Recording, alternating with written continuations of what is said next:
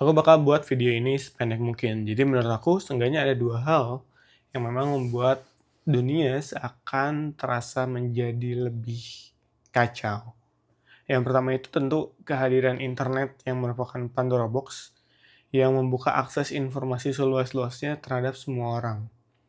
Dimana kalau misalkan kita mundur ke era dimana sebelum ada internet, informasi-informasi sederhana kayak misalkan install sistem operasi itu bisa dieksploitasi semahal mungkin.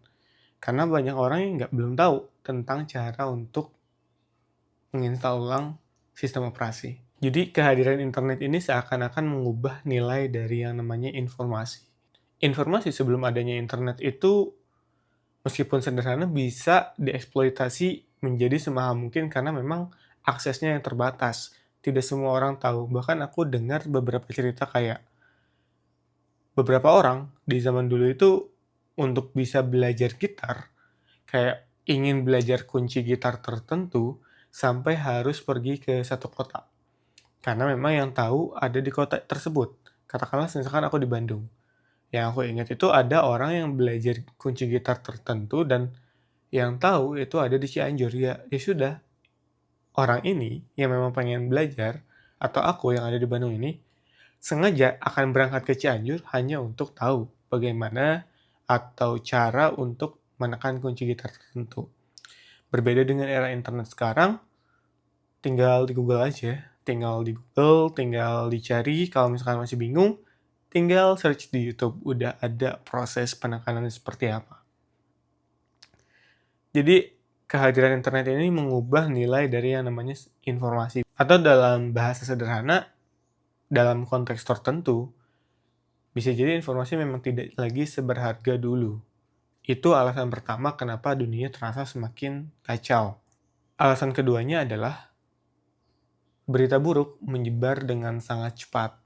Berbeda dengan berita-berita baik yang bahkan mungkin tidak dianggap berita. Berita buruk itu dirasa urgent, dirasa penting untuk segera disebarkan dan menyebar dengan sangat cepat. Berbeda dengan berita baik yang dianggap biasa saja, tidak diapresiasi, dan bahkan dianggap tidak ada sama sekali. Mungkin dalam bahasa sederhana bisa dibahasakan seperti ini. Setiap kejahatan yang berhasil dicegah atau berhasil diantisipasi tidak pernah menjadi sebuah kejahatan dan tidak akan pernah menjadi sebuah berita. Aku mau ngasih dua contoh. Pertama, orang tua yang memberi makan dianggap satu hal yang biasa. Sehingga ya sudah tidak akan pernah ada berita yang kita dengar orang tua memberi makan anaknya. Ya karena itu dianggap sebagai hal yang biasa. Tapi jika orang tua tidak memberi makan anaknya, maka itu bisa masuk sebagai berita. Setidaknya berita lokal alias gosip tetangga. Dan untuk contoh yang kedua, aku mau ambil contoh yang lebih ekstrim yaitu bom. Bom yang berhasil dijinakkan berarti tidak meledak. Dan bom yang tidak meledak, ya sudah, beritanya pun tidak akan meledak. Berbeda dengan bom yang tidak berhasil untuk dijinakkan, maka bom itu akan meledak bersamaan dengan menyusulnya berita tentang meledaknya bom itu. Hal ini terjadi mungkin karena kita tidak terbiasa mengapresiasi hal-hal yang kecil. Jadi ya, kalau kamu merasa dunia terasa begitu kacau, ya mungkin faktor penyebabnya karena kita tidak terbiasa mensyukuri nikmat yang ada di sekitar kita.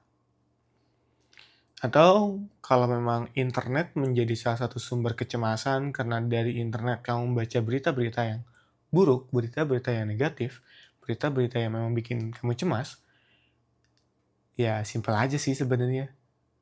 Tinggal tinggalin aja internetnya atau kurangi aja akses kamu terhadap internet.